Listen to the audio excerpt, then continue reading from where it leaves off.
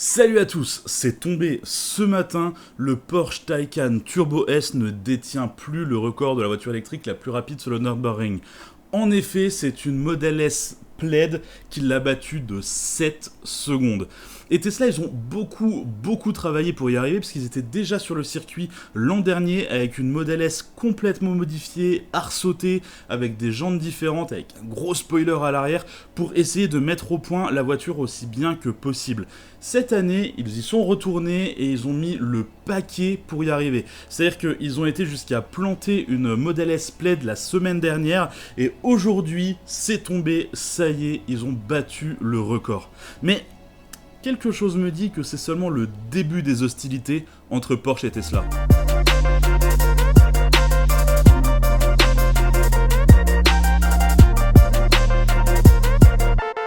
Souvenez-vous, en novembre 2017, Tesla met un énorme coup de pied dans la fourmilière en présentant la Tesla Roadster.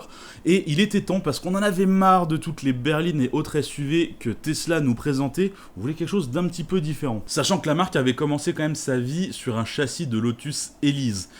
Alors, sur cette Tesla Roadster, on nous promet 1000 chevaux, un 0 à 100 en 2 secondes 1, plus de 400 km/h en vitesse de pointe. Bref, ce sont des chiffres qui font pâlir les constructeurs d'hypercars.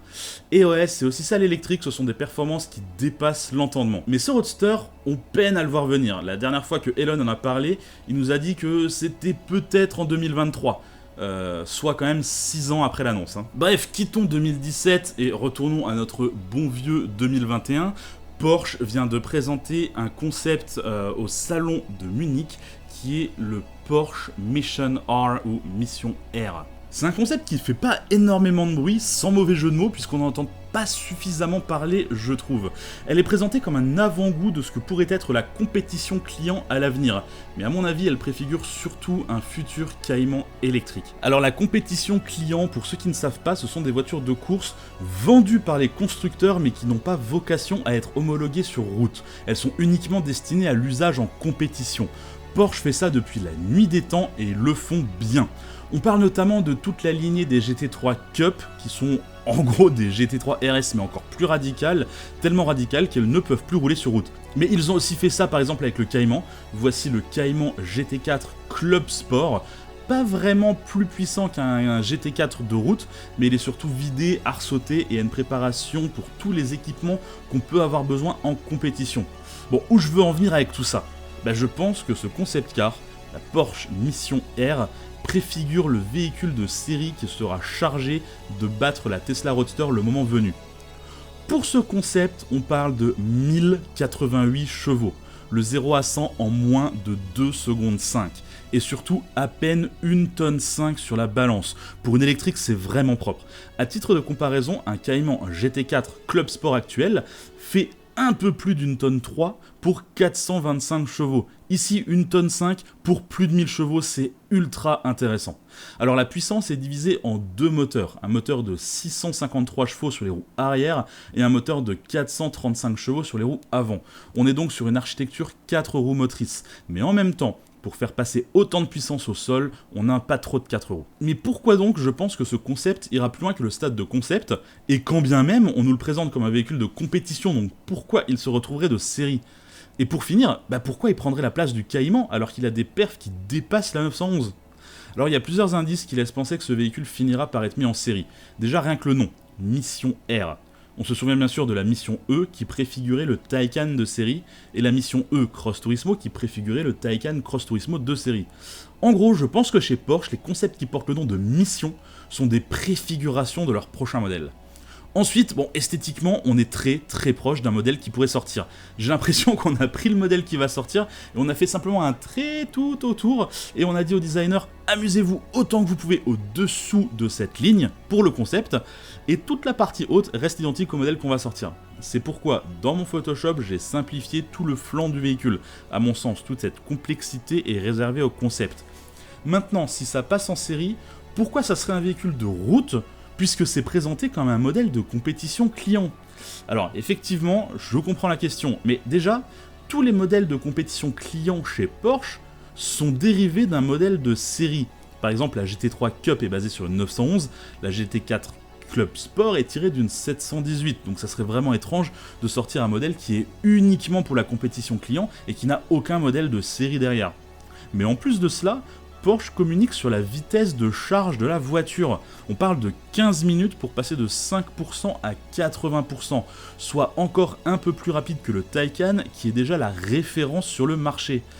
Mais cette info dans l'absolu, on s'en fout un peu. Je veux dire, de toute manière, on peut pas faire des arrêts au stand de 15 minutes pour recharger. On va bien entendu changer directement de véhicule. Donc ça, c'est plutôt une info qui est destinée aux clients qui comptent mettre ça sur la route. En effet, c'est une information qui est plus intéressante pour le client final. Et enfin, pourquoi je pense que ça va remplacer le Cayman plutôt que la 911 ? Rien que dans le design, on est beaucoup plus proche d'un Cayman. On est sur une petite sportive agile, on n'est pas sur la grosse et lourde GT qu'est la 911. De plus, les Porschistes sont très, voire trop attachés à la 911, et la faire passer en électrique maintenant, c'est beaucoup trop risqué.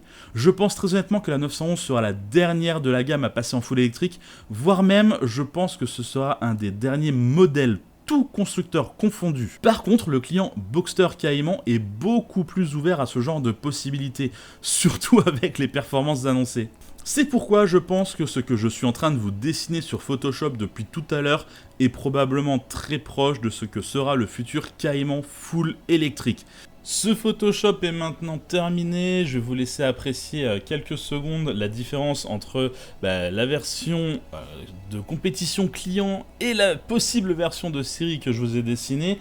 Ça risque vraiment d'être un véhicule ultra fun, ultra performant. En réalité, si l'avenir de Porsche en électrique, ça doit être ce genre de choses, moi je suis pas forcément contre. Alors ouais, je comprends, on n'est plus sur du moteur thermique, ça fait plus de bruit, etc.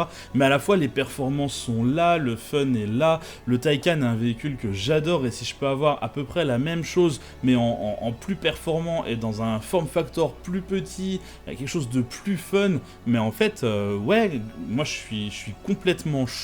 Moi je suis complètement partant pour ce genre de voiture, et on sent vraiment que Porsche veut aller dans cette direction avec cette mission R, d'autant plus s'il la propose de série. On sent que le but, c'est également, en lisant un petit peu entre les lignes, de venir mettre une grosse raclée au Tesla Roadster. Vont-ils y arriver ? Ça, personnellement, j'en sais rien. Personnellement, je suis team Porsche depuis quelques temps, donc go Porsche, j'espère que vous allez y arriver. Autant Tesla, ils sont sacrément bons quand même, hein. Ils font des trucs qui marchent de mieux en mieux, donc ça fait peur quand même. Dites-moi, vous, dans les commentaires, dans quel team vous êtes et qui vous pensez qui va gagner cette grosse course à la sportive électrique. Quoi qu'il en soit, je vous invite également à regarder d'autres vidéos et à vous abonner si ce n'est pas déjà fait. Allez, bye bye.